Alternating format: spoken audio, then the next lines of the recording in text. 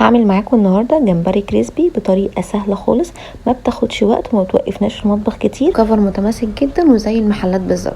معايا بقى كيلو من الجمبري حجمه متوسط زي ما انتم شايفينه كده، وطبعا كل ما بيكبر في الحجم كل ما بيبقى تنظيفه اسهل. وطبعا لو هتعملوه مشوي بقشره كده بيبقى دي اسهل حاجه في التنظيف، ان انا اشيل الحبل الرملي بتاعه بالخله، وبيبقى كده خلاص اتشال معايا. وبنقعه بس في الدقيق كده وفي ميه لمده 10 دقايق، وبعد كده بصفيه ويبقى كده خلاص نضيف معايا كويس جدا. انا طبعا عشان هعمله مقلي فهفتح بقى كده بالمقص عشان ما يتهريش معايا كده، وبسيب الديل وبشيل كمان الراس. طبعا كل الحاجات دي ما بتترميش، بيتعمل بيها شوربه سي فود بتبقى طعمها خطير.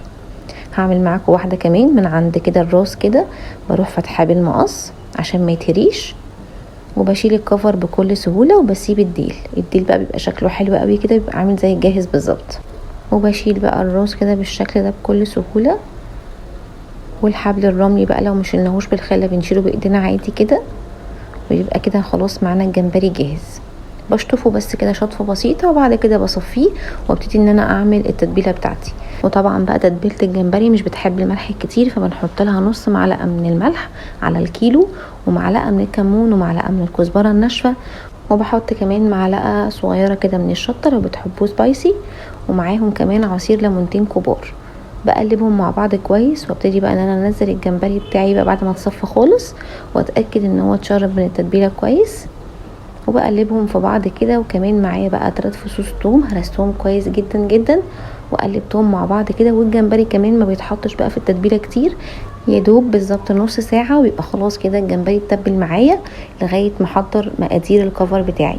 اول حاجه معايا كوبايه من الدقيق، هنزل عليه بنص معلقه من الكمون والكزبره والبابريكا، ونص كوبايه من الميه، ونقلب كويس جدا كده لغايه ما نوصل لقوام البانكيك او الكيكه الخفيفه كده. طبعا ممكن نزود على نص كوبايه من الميه معلقتين كده من الميه على حسب الدقيق.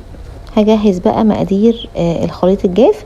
معايا كوبايه من الدقيق، نص كوبايه من النشا، معلقه من البيكنج باودر صغيره خالص، ومعلقه من الكاري بقى بيديه لون خطير بعد ما بيتحمر كده، بيديه لون حلو جدا. هجيب بقى الجمبري واروح منزلاه بقى في الخليط الاول، وبعد كده بنزله في الدقيق. بحاول بقى وانا بحطه في الدقيق كده بهزه على تحت كده عشان يدينا شكل الكفر كده المقرمش اللي شكله حلو ده.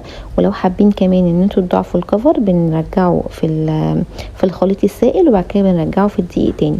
اهم خطوه بقى هنا ان لازم نحطه في حاجه تكون غويطه، يكون طبعا الجمبري غطسان جوه الزيت. وتاني حاجه كمان تكون الزيت درجه حرارته عاليه، عشان لو درجه حرارته مش عاليه الكفر هيقع. بالخطوتين دول نضمن ان الجمبري يطلع مقرمش وزي الجاهز بالظبط.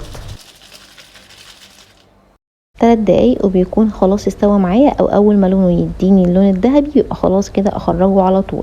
بيتاكل بقى بالعيش وعليه بقى جرجير، وسلطه الطحينه بيبقى خطير. ولو حابين طبعا تعملوا جنبيه رز صياديه بيبقى طبعا احلى.